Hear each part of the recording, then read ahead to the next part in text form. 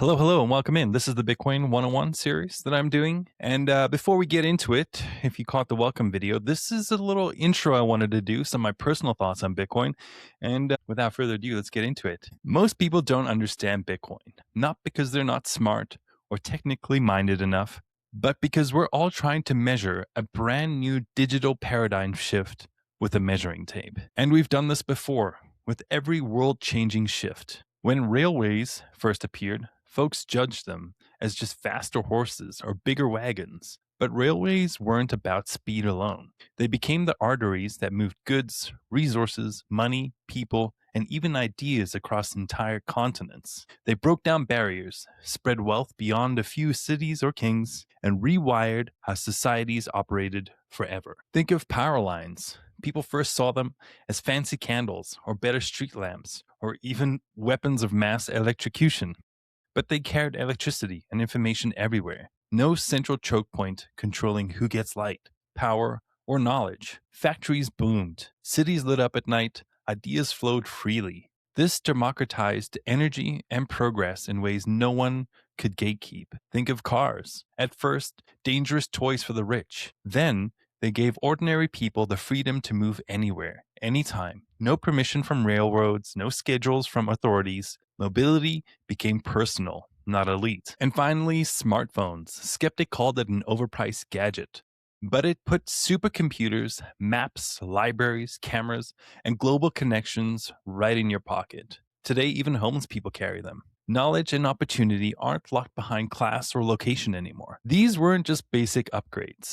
They were paradigm shifts that redistributed power, access, and possibility away from the few toward the many. And that's what we want. It is absolutely crazy to me when you see people who are out and about and can't even look away from their phones, even for a second, even when they're crossing a street and there's cars everywhere.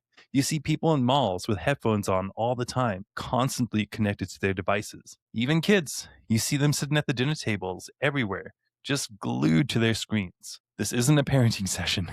It's a little nudge to help you see the new thing before it changes everything, because Bitcoin will. Now, think of money itself, the invisible rails that carries everything else. Just think of how deeply money threads through every part of our lives. Every time we need or want food on the table, shelter over our heads, clothes on our backs, heat in the winter, travel to see family, even staying connected online, everything is priced in money.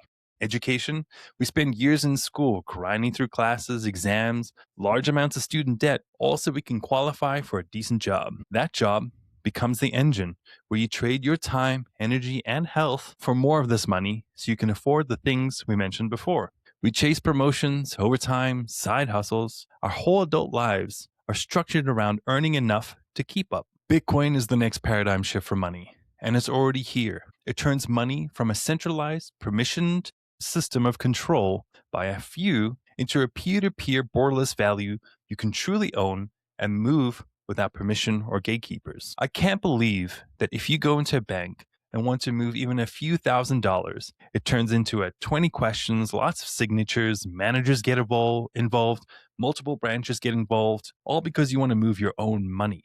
With Bitcoin, it's you and the receiver and no one else, and that's pretty powerful. No one should ever have to ask permission to use the money they traded their time and energy for, especially not if there's someone else who can print that same money endlessly, at will, and with a few keystrokes, because that's the reality. The same way railways broke distance, power lines broke darkness, cars broke schedules, and the iPhone broke barriers to knowledge, Bitcoin breaks the barriers to true financial sovereignty. Bitcoin is exactly the next shift from money and value.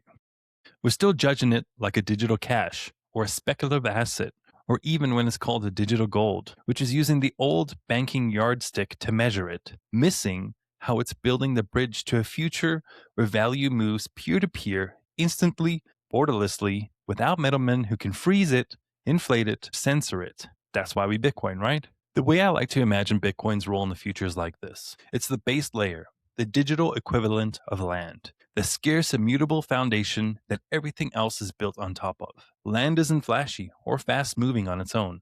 It's solid, finite, and once you truly own a piece, clear title, no liens, no central authority revoking it, you can build whatever you want. a home for your family, a farm to feed people, a city block with businesses, roads, networks, whatever you want because you truly own it. The value comes from what's constructed above it, but the security and ownership start at the ground level. Bitcoin is that digital land, and in my opinion, Bitcoin can fill many different roles for many different people, not just land or digital gold. Fixed at 21 million coins, forever, set in digital stone, no one can print more. Decentralized and verifiable, no single entity can seize or dilute your title, your coins. You hold it in self-custody, and it's yours, mathematically, borderlessly, and forever if you want. From there, the glorious part unfolds.